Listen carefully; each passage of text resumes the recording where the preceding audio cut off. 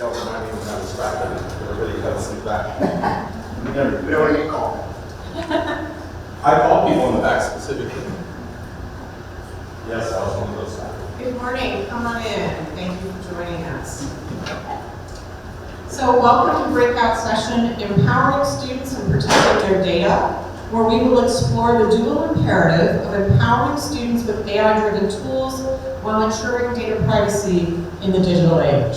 We have a terrific group of panelists for you today who have experience on the front lines as educators, solution providers, administrators, and board members. Each of them are passionate about reimagining the future of teaching and learning and how it will shape the future workforce and finding innovative ways to empower students and elevate student success. Artificial intelligence has the potential to revolutionize higher education, offering new opportunities for personalized learning, equity in access, research, and operational efficiencies. However, the rapid advancement of AI also raises significant concerns regarding student privacy and data security. Our panelists will discuss a range of topics from best practices and emerging technologies to fostering a culture of student success and academic integrity, to ethical considerations to ensure a responsible and equitable AI-powered future for higher education. Like many of today's panels, we will demonstrate why we need to augment collaboration across the public and private sectors to drive an innovation ecosystem and how to approach AI to mitigate some of the risks. So now you're probably wondering who's on the stage. So I'm Nancy Morgan, a client advisor with the Pantelis Group, a former national security executive and the former U.S. Intelligence Community Chief Data Officer. Next to my left, we have Sasha Sidorkin, the Chief AI Officer at California State University, Sacramento, and Founding Director of the National Institute on AI and Society. Next, we have Pavan Kochar, the CEO and co-founder of Sirtree, a pioneering platform in document anti-fraud and data security.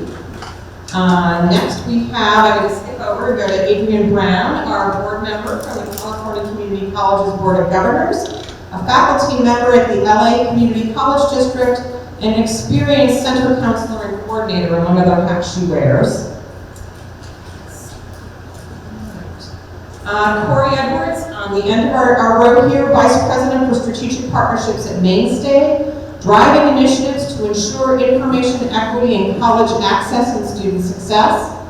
And then our last panelist, Christopher Ute, is the Chief Product Officer at Black Belt Help, where Chris is transforming how higher education institutions engage and support students, tackling complex challenges with AI innovations. So because we're running a little bit behind, I really want to jump right to it with our panelists. Please come on in at the top. So, let's get to it. Sasha, let's start with you. How can higher education institutions balance the benefits of AI with the risk to student data privacy? And then on the flip side, because we really want to focus on some of the opportunity space, how AI can empower students to take control of their data and learning experiences. Thank you. Of course, all conversation about risk is about balance. There's no absolute things there.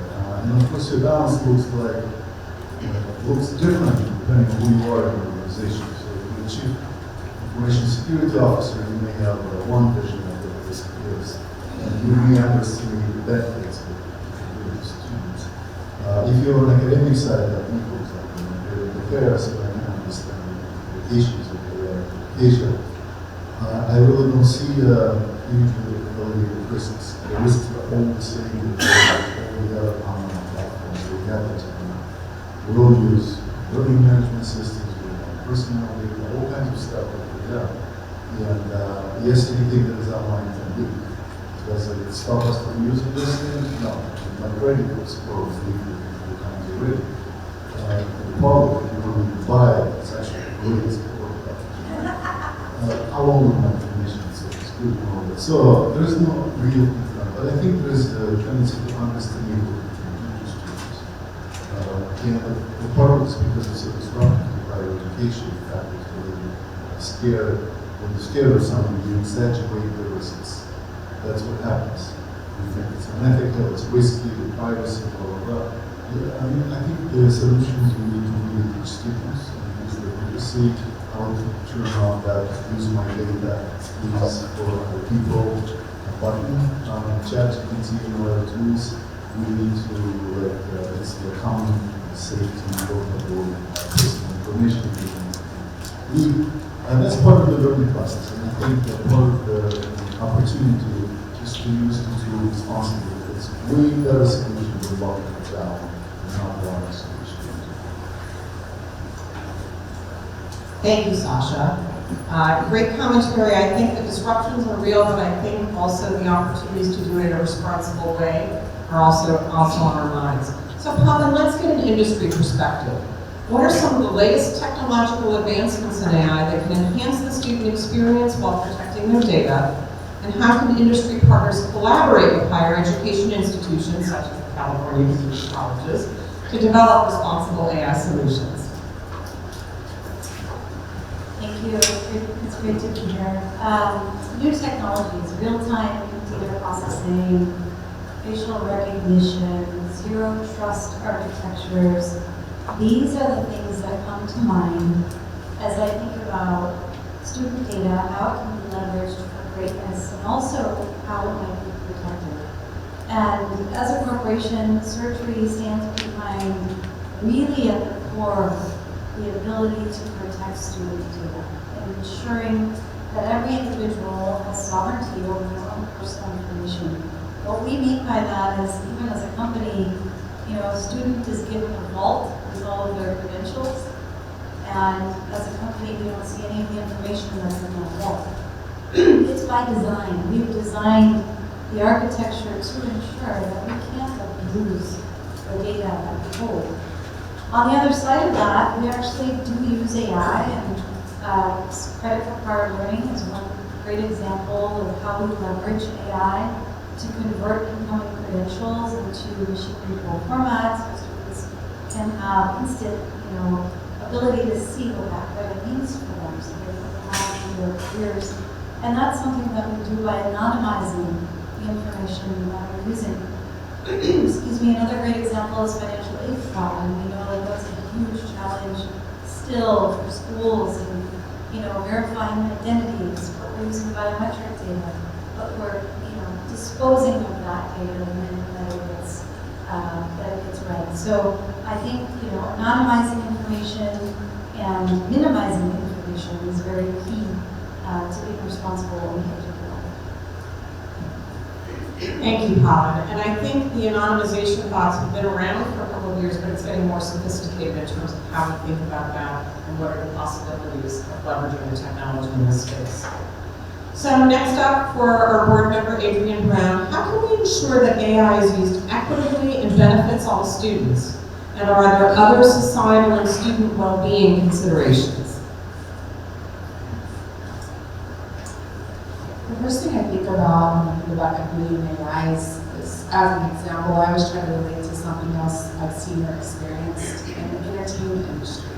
We've seen how it started out very much as a racist structure. If you've ever taken a film history class, the very first film that came out was literally a white woman being chased by a black person. Terrible.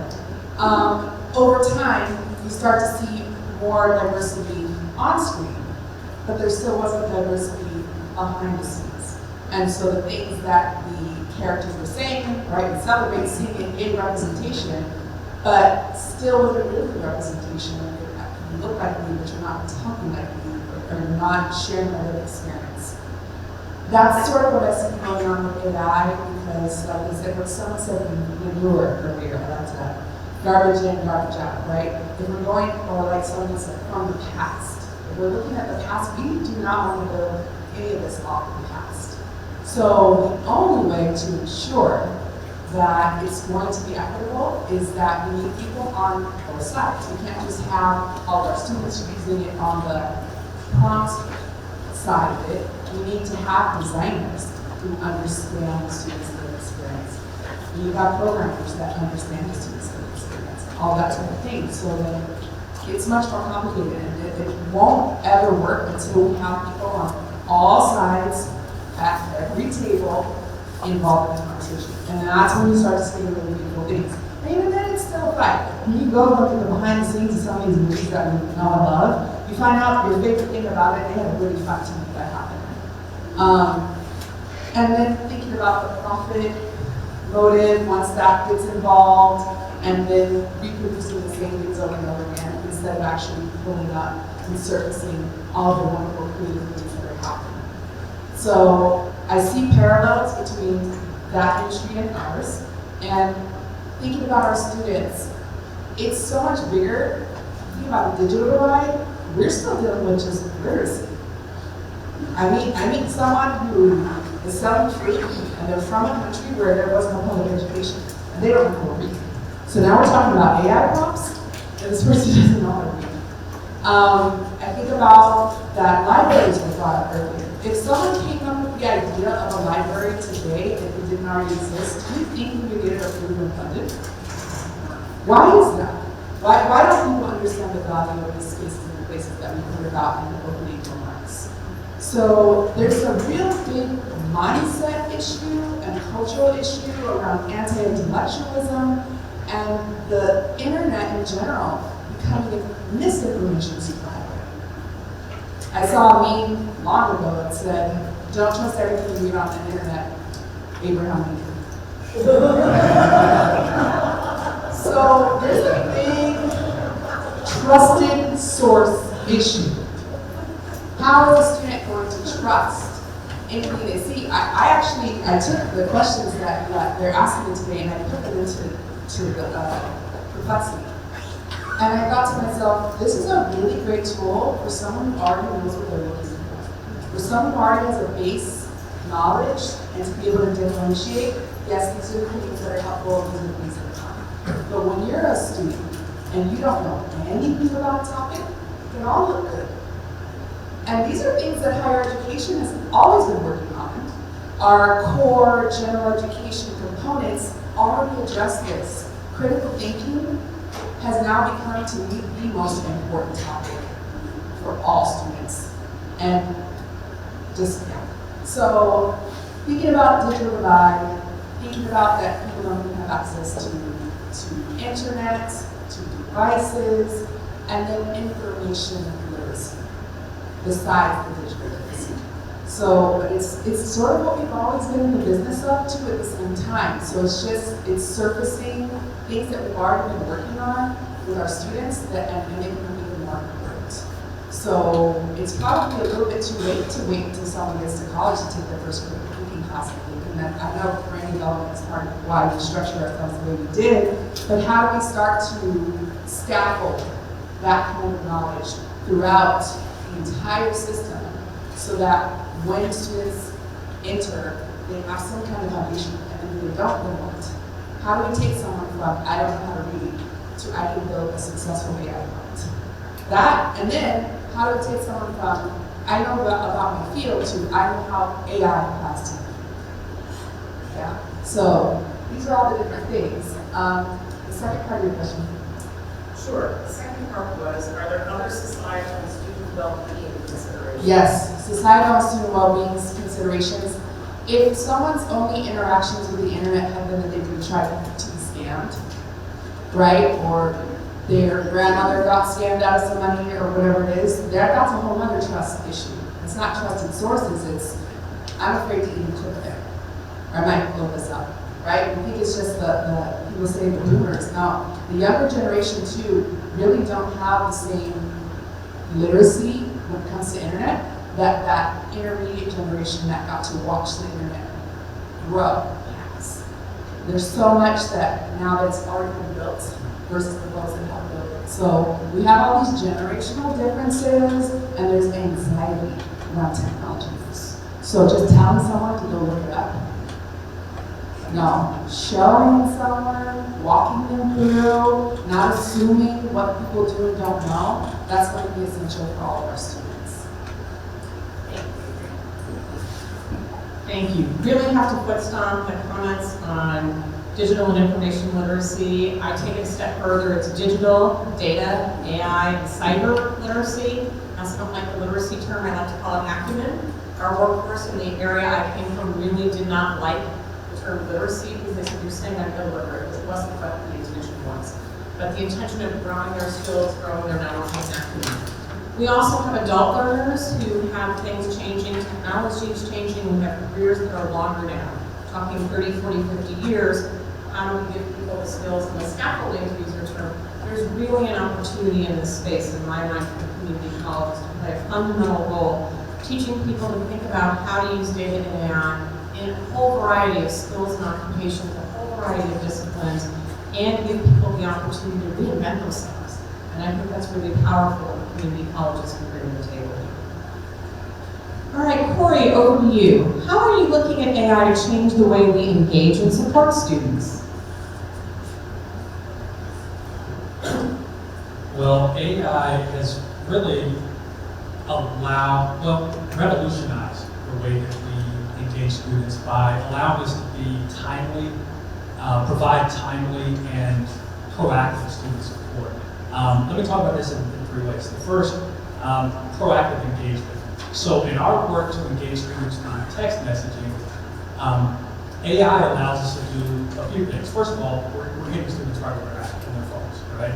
But by doing this proactively, AI helps us grab their attention first of all, right? Most people read their text messages right away, right? If we can find whatever that communication is that can grab their attention, that's the first step. But then AI also allows us to predict where students may be falling off track. Very important. And then the last is we need to encourage or nudge them to take action before it's too late.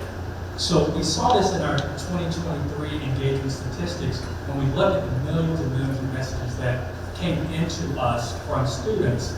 70% of those messages were the result of proactive outreach. Only 30% of students actually submitted something on their own. That goes back to Adrian's point. Students most times don't know what to ask. And that brings us to the second thing I want to point out, which is extremely important. AI allows us to provide this information equity, making sure that proactively we can get students the information they need, personalized, at a time that they need it, a crucial time that they need it, right? And I think about my own experience growing up as a student, and still some of my nieces and nephews growing up who didn't have access to a lot of resources, or people in their households who went to college. They just didn't know what to ask. When I arrived on campus, I didn't know what Bluebook was. Right? I wrote up the class with my Blue Spiral notebook and went to festival when I was crazy, but I did not know what a Bluebook was. Right? Well, now we can give this information to them before they even show up in class. And then the last thing that AI is allowing us to do is to keep that human in the loop in a meaningful way. The human AI collaboration. This is where we can now escalate complex issues to the human and then start that conversation and connect that student to a human at the right time. Very, very important. And AI is really changing the game and how we engage students. But I think the proactive piece is the most important part because you just don't know what to do. Thank you, Corey. Really expanding on the comments on human-machine teaming, the human in the loop, really important part of the human's principles in California community colleges is really making sure this is a human-centered approach in everything we think about and what we're doing here. All right, Chris, what are the best practices for data protection and privacy, and what are some of the ethical and data management considerations when it comes to protecting student privacy? Yeah, I think this is a wonderful question because we have an opportunity on this edge of AI to look back at the way that we've managed the rest of the digital transformation and be a little more proactive about how we manage data now. If you look at what AI is doing at its core right now, it's becoming this sort of final form of the search engine in a lot of places and situations, where not only can I find the data, but I can have the data given back to me answer form instead of just showing you where it is. And when we look back at what that industry, the search industry in particular, found valuable as we launch the privatization and monetization of the AI pieces, we have to look back to things like the search engine revolution to figure out where is the value going to be. And where the value ended up being in the search world is really on data. processes, questions, information about people, the way that they work, the way that it's their data, it's your data. And so as we get into the best practices and sort of some of the ethical concerns, it's really making sure as an institution, we are both documenting and having documented ways of handling data, and then giving our students and our constituents access to that data documentation. You should know who owns your data, where it's going. When somebody in an office on an institution gets a new feature in a program that says, hey, we use AI to, let's say, generate a risk analysis for a student, where does that data go? Where is the risk analysis being generated? Whose server is it going to? What license are you using for that data that's being transferred and looked at? What kind of anonymization is happening? How do we guarantee that as an institution, I know where all my students' data is going? And likewise, as a student, how do I know where my data lands? Just like we're seeing with GDPR and some other innovations across the world, we're seeing changes in the way that people expect to manage their personal data. How it's used in AI, because AI really is using the past to look at training a general model that can predict the future, we're really using past data. And so where that data is going to come from, the valuable part of that data is all of our data, right? All of our history. Whether it's my history at taking courses and how I did in them, and the progression, and whether I got a degree or not, or whether it's my history of where I grew up, and the first generation college student or something like that. All those things play into those models, and managing that data and knowing who's allowed to use it and where the line is drawn is going to become key. Thank you, Chris. So what you're seeing from our panelists is a pretty strong view on the power, the potential, and needing a little bit of guardrails and thinking about how to do it. So I think Chris started to touch on that. But Sasha, I'd like to go a step further. What should students do to become more informed about working with AI? And do you have any other practical tips for students? Yes, practical tips we do have. In fact, I showed up with a handout on white chairs by the doors. It's a one-pager for students that kind of lists.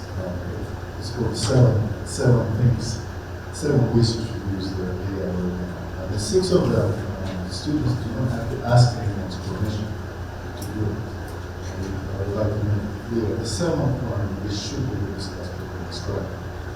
It has to be creation of content. So because there are ways, there are certain circumstances where faculty should learn the use of AI. When there was a sort of mid-range skill that students have built that was needed for higher level skill, then they would be using AI when they actually understand. There is a long conversation about whether that linearity of the curriculum is actually justified for the discipline or not. So, but in theory, yes, absolutely. But there are 6 ways, and one of the most common ones is they use it as a tutor, as a private tutor. And people say, well, it's an actor, well, trust me, if you're teaching a generic course like psychology 101 or economics 101, ChatGPT will give you 100% accurate responses on every thing you ask. Right? So if it's more obscure things about urban beekeeping and construction of beehives, it will give you wrong information. Right? So I think part of our job is to explain to students that this is what you're looking for. Right? So very well-known generic fields, trust it. And if it gets it wrong, I think there's also another balance question. AI is never as good as a human competent instructor or tutor, but it's always better than nobody ever. See, that's, I think, do you have tutors in every discipline available every time, every day of the week, 7 days a week, 24 hours? No, you don't. Therefore, it's really unethical to keep students from using AI as a tutor. Yes, sometimes it makes a mistake, so will students who will be surprised to see. But it's the same thing for everything else. Like, for example, actually, most of the LRF do a really good job on mental health counseling. The counselor is going to kill me for saying that. But I'm not suggesting that they're better than human counselors, but they're definitely better than nobody else, your girlfriend, whatever, definitely better. And of course, there's a huge liability question. Even if you suggest kids to use that, But from my point of view, there's also ethical dilemma. There might be people that are struggling with like self-harming thoughts, and they don't know that actually chatbot can do it, and this is the question how to get out of that situation.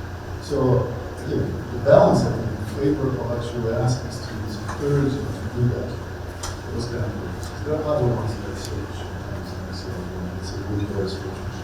You know, it's a great paper. You can go to writing libraries or the ChatGPT. What's the difference? Writing lab is hit and miss, depending on who happens to be there. ChatGPT is always there, it's pretty good. I mean, it's not excellent, but it's better. Thank you, Sasha. So Paul, then over to you again. How would you tell the California Community Colleges ecosystem, colleges, industry partners, philanthropy, nonprofits, to approach concerns around protecting student data as the pace of AI and digital innovation continues to accelerate? Great question. I think as all of us in higher education, we think about a student-first approach to everything that we do. That's one thing I've realized after we've entered the higher education industry, is everybody is fixated on the benefit of students. And I think that's really the angle that the offer that I would make to everybody here is to say, let's think about AI, let's think about it as a student-first approach. What I mean by that is this also applies to student data. We don't know how student data is being sold and being used for other organizations' benefit. It is to the detriment of our students. We need to be aware and be informed of these challenges as we think about AI. AI needs to be responsible. We need to be responsible. As leaders, it's our responsibility to protect student data. And there's technologies out there now, as I mentioned, leveraging zero trust, such as Searchtree, where individuals are at the helm of their own information. They decide where that information is going to go. They decide who's going to be able to view it, who they want to share it with, and all the while with privacy and security in place. So I just urge California Community College leaders to really take ownership and responsibility of student data, because I think oftentimes we're not informed. We don't know what actually goes on. There's a lot of, as Sasha here mentioned, this Credit Score Act. Well, how did that happen? If you dig deeper into all of these things, there are bad things that go on. And I think as leaders in higher education, it's our responsibility to protect student data and leverage the latest technologies to do that. Thank you, Papa. A really strong comment on the shared responsibility that we all have to make the right purchase happen here. All right, Chris, how do you envision the collaboration between industry and academia evolving in the realm of AI? Yeah, it's a fantastic question, and I think it moves realistically like previous research-based things have, right? Because the data and the information is realistically some of the most valuable things to an AI company, we need a partnership to figure out how to work together and how to both create and utilize those things.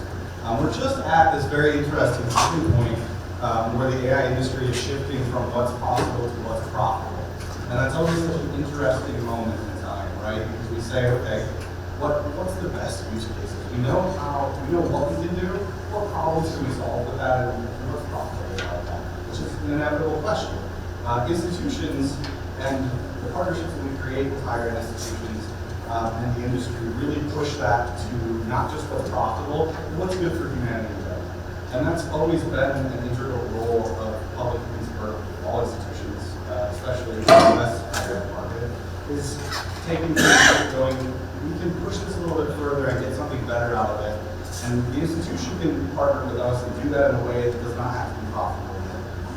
Because we can focus on the betterment of society, we can figure out where this becomes profitable long term. So almost all of scientific research starts as a collaboration. AI is certainly. Thank you, Chris. Are you getting the message on collaboration and cooperation across today? I think that's been foot-stomped in all the speakers preceding us in this panel as well, but I love that message. Corey, so speaking of this, so how are we going to think about this in terms of what metrics should be defined to evaluate the effectiveness of AI tools in protecting student data?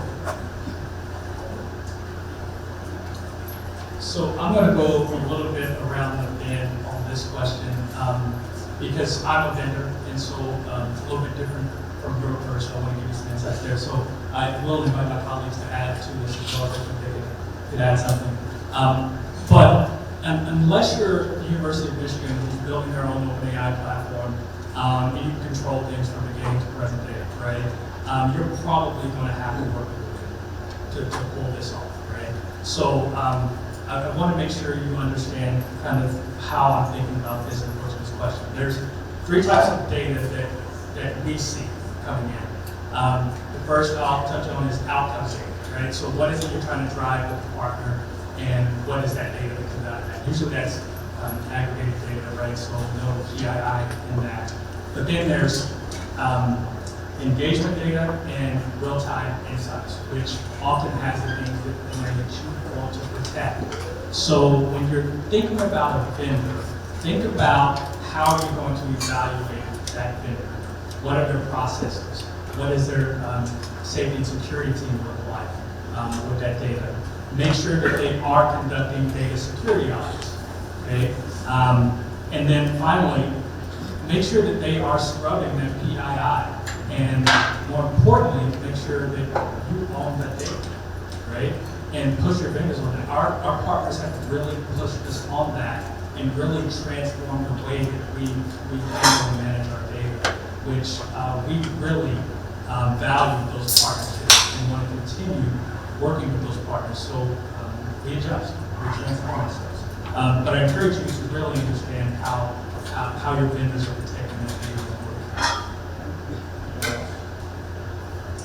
Chime in real fast. As another vendor profile here, couldn't agree more. Critical to talk to your vendor about where they're getting their horsepower, so to speak, where they're getting their research, where they're getting their information, why, and what they're doing with that. Are they reselling services from a vendor like OpenAI? What's the agreement between them and OpenAI, or them and Google? Why is that important? Because you're essentially agreeing to the same exact data sharing agreement that they have with that other third party if you go with them as a vendor. And that's one of the reasons why, for instance, Black Health, where I'm from, we're running our own models. Why are we doing that? Because we can't satisfy the data security needs of our customers utilizing these third-party models that have control and that have their own hosting and things like that built in. So it's really critical to make sure that you know the data trail, the breadcrumbs on where everything's going, landing, who owns it, and how you can make sure that you understand how it's being used long term.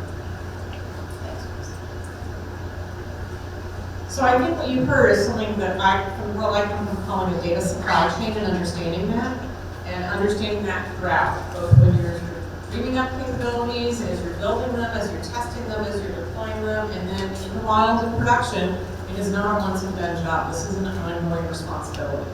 So I also like to talk about who else needs to be involved. You really need to partner between those of you who have the subject matter expertise, your IT team, that digital C-suite, your IT side, your data side, your cybersecurity side, your AI side now. You might have some other roles. And I expanded immediately to your legal team and your privacy and civil liberties team, because there's not an issue you're going to touch in this space where you don't need their involvement.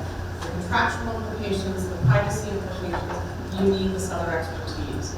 So the other thing that I would say in terms of educating yourselves, your colleagues in the community colleges, everyone needs some foundation. I'll go back to that sort of data and AI literacy and acumen comment about understanding. Not everyone has to be able to write their own algorithm or spin up a cloud instance, but they need to know how to think about data from the optics and AI of the role they play, or the role they're trying, the environment they're trying to create for their students, and how to safeguard that information through it.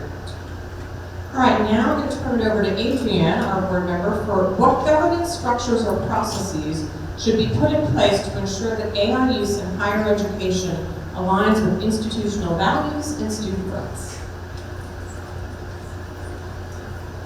So this question, I immediately think beyond student rights and I think about human rights. Because the structures and processes, there's already some legislation you should take a look at that's working its way through on these topics. But the structures and processes have to protect all the humans involved. So we need to be thinking about our classified employees, faculty. I haven't yet heard anyone say we're going to replace the chancellor or president of AI, but we need to be thinking about everyone, right? So I think about just simple, basic things again, like the mailbox. Very exciting, you get mail delivered to your home, but then what happens eventually?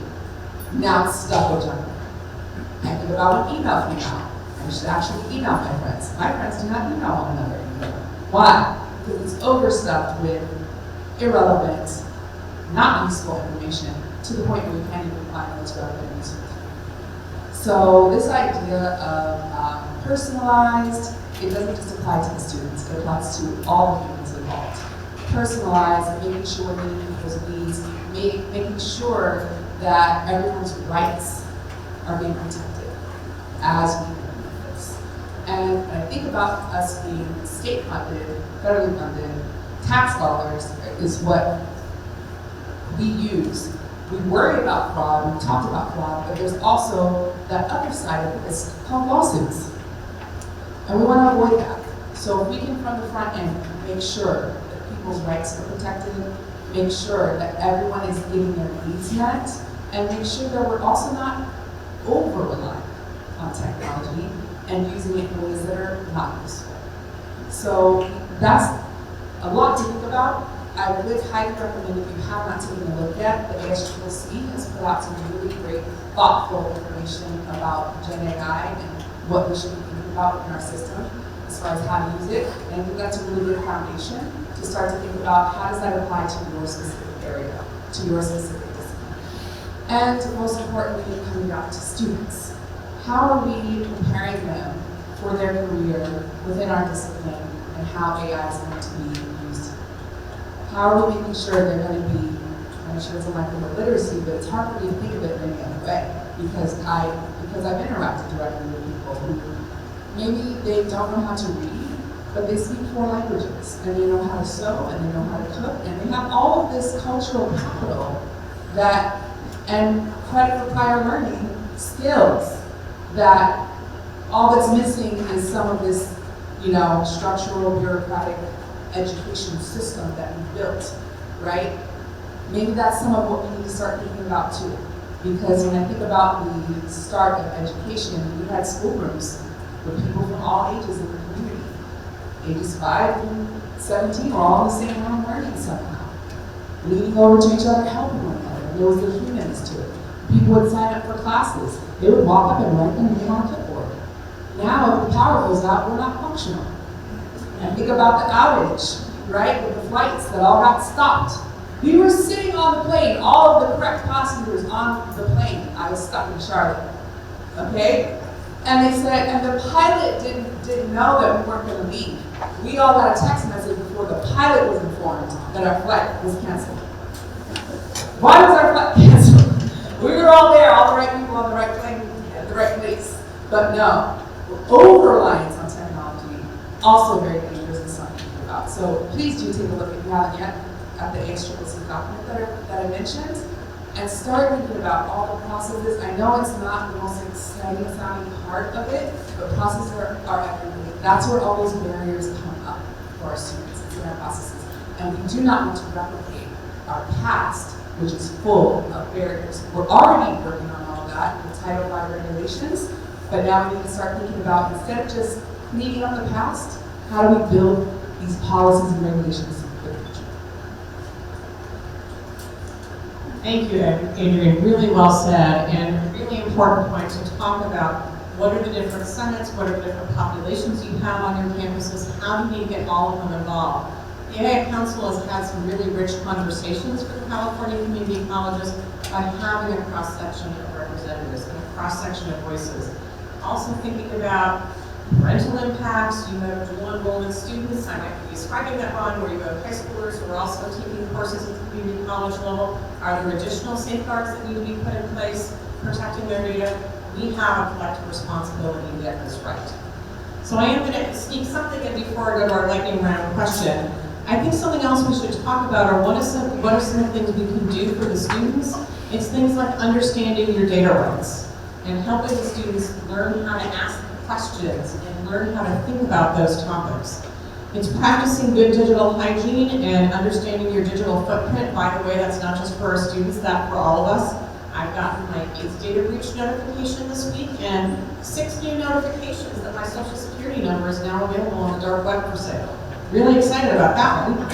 So, you know, it's a real risk to all of us. So, it's not that I'll let you all see how much I'm worth. I don't know, what's my social security number worth today? So, but learn about the kinds of data that the students are sharing, how it's being used, who has access to it, to what Robin said earlier.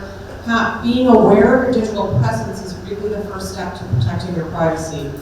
Practicing those safe online habits, I think you heard a range of comments here about that, but making that a natural part of courses and how we work with students and setting up the guardrails. When do you experiment so they can learn some of the lessons, and when is there too much at risk to do that? Being a little more selective about online activity and when it's appropriate. And I think one of you said, not everything is appropriate to be technology enabled or online. Maybe sometimes it should be about human interaction and getting more time for human interaction. So that's some of the power of AI, but you have to work the guardrails with it. Engaging in conversations about AI and privacy. We really need to encourage the students to get involved in the conversations, whatever place they're at to start, to learn more about this. And utilizing the available resources and training. Ask about more resources, and if they have ideas or think there's a gap, speak up. There's a lot of people that I see in this room that I know would be happy to help tackle that, but they need to know where the gaps are. All right. So now we're going to go to our lightning round question for each of the panelists. And I can start at the other end just to work our way back here. What is one actionable step that each of you would recommend to our institutions in the California community colleges and our partners in the ecosystem to better protect student data in the age of AI? So we'll go down to the end and start. Do you want us to pass this microphone back to you, or just go? Yeah, just go down the line. All right, sounds good. Sounds good. Okay, I'm going to leave you with dream big, but start small. This will allow you to establish clear data governance policies that you're talking about, but also at the same time allow you to build for scale. Play. You need to play with these tools, not just for the purposes of getting a particular thing done, but just for the purposes of joy and play. And you need to provide opportunities for your students to play, because play is the highest form of research. I'm going to go with creating your first audit list, which is not fun at all. But understanding, somebody has to have the first discussion about what tools we use and what data they have access to, and to start to understand where those data processes are going, right? And so take the first step, create the first discussion on campus about what are our policies when it comes to any data flowing into any AI-based tool, right? Just like we talked about partners and regulatory flows, understanding and having a campus stand on that is the first place before you start learning. I would say focus in on the value or the mission of protecting your constituents, data privacy, and data security. If you keep that as your core value or mission, and everything else you do surrounds that, there's ways that you will always be protecting them. So it doesn't actually have to be through policies, it doesn't actually have to be through lots of collaboration. There's the technology that will protect student data to ensure that there are minimized breaches, as we've all talked about on this panel tonight, or this afternoon, this morning. And so I think, leveraging technology is key, leveraging zero trust technology is key, as long as you resonate with the value of student data protection and student data privacy. Well, as a non-vendor on this panel, first thing I would advise is don't trust the vendors. Because if they're selling you security, of course they're going to present you with the risks. Whether you want it or not. So I think that it's important to actually assess the risks. And so when people come to you, anything that people come to you twice a year, you need to understand that 90% of all vendors are just skins on top of it. All they do is they take your data, they pipe it through API protocol to ChatGPT, they bring it back, and they return it back. Right, so, and as Chris mentioned, they never want to step for the security risk. So you actually might be increasing your security risk rather than going directly to ChatGPT and so that also happens when you understand. Like, I'm not going to mention the name of the vendor, State Washington, for example. But when we're trying to sell security, we must have conversation. Never explains how is it more security than what we do. We just can't explain it. So when I say there must be vendors who listen to the sensible ones, they can actually explain what is it they're doing. Otherwise, we're increasing the risk, and they also charge a lot of money. So when you can give the technology that there's a free version of ChatGPT, Claude, and all of that. But when you compete with free, you have to sell something. And the only thing you can sell is security. So I'd be really skeptical and really skeptical about investigating those things. Maybe ask somebody to a party to understand security.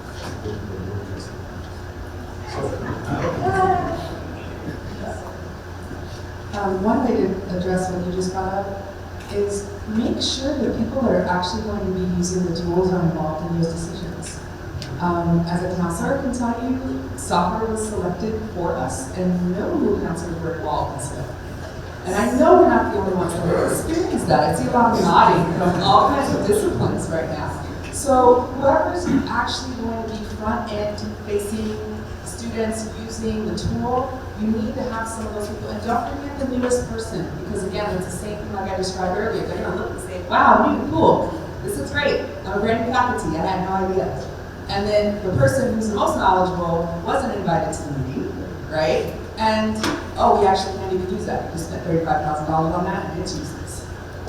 We can't be doing that with we have to be really good stewards of these tax dollars that we've been trusted with. And to ensure that trust and that skepticism is necessary, having the skeptical voice and having that knowledgeable voice and having that hands-on voice in the space, in addition to all the other folks who are usually making budgetary decisions, is absolutely essential. Don't miss that step. Thank you, Adrian. That was a really good way to sort of pull this together in terms of discipline specific, or role specific, the experts, the people who are most impacted by. And I think not just the provider, but the consumer of or the recipient of, so going through that chain of all the steps in the process, who else needs to be involved. And it's not a once and done job, this is an ongoing process as part of this.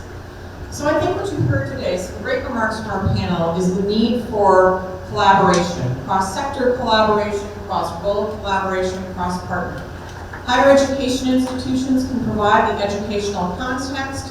You are drowning in priority use cases and data needs, have real problems to solve. Industry partners can offer some tools and security members, but healthy skepticism is absolutely appropriate.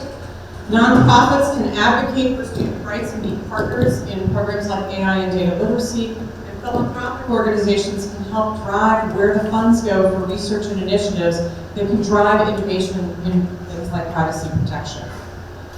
We can create ethical standards and best practices by working together to develop and promote what we need in the education space. Pooling resources and expertise, create guidelines, and ensure AI tools are used responsibly. Respecting student privacy while maximizing educational benefits includes transparent data usage policies, bias mitigation strategies, we didn't even really talk about the bias in the data sets underneath, and accountability measures. The public-private partnerships we've been talking about all through this hour and all day today, and with the stand-up of the new digital center as well, to accelerate the development and implementation, but this is where we need you. We need you to get involved. We need you to encourage your students to get involved, to think about these different dimensions so solutions are not developed in isolation. And advocacy and policy development. Each of your organizations can play a critical role in advocating for policies that protect student data privacy in the age of AI. By working together to influence policymakers to enact regulations that balance innovation with privacy protection, the collective effort can lead to a more secure and equitable educational environment where AI-driven tools enhance learning without compromising students' rights. So thank you to our panelists for an engaging conversation today. I hope you'll be around the rest of the day for more informal conversations with our audience and to grow that connective tissue. To you and our audience, to quote Chancellor Sonia Christian, our time is now. To introduce yourself to someone you do not know today here at the summit, grow the connections across this ecosystem to shape the future of learning and power tomorrow's workforce. Ask about a perspective you might not know and learn from your colleagues today. We have a shared responsibility to find more ways to empower our students and protect their data in the age of AI and higher education. And with that, that wraps up this breakout session. We now head back to lunch. So that is in the building where the Futures Hub is, I believe is the correct name of it. So I'm going to get my directions wrong, but about halfway back of the way you came from where the main stage was this morning. But what I don't know is the time of the lunch. Exactly what time we have to be back for the next breakouts. 12:30. All right, so they've shortened lunch a little bit to get back on track for schedule, but thank you, our panelists. A round of applause for our panelists.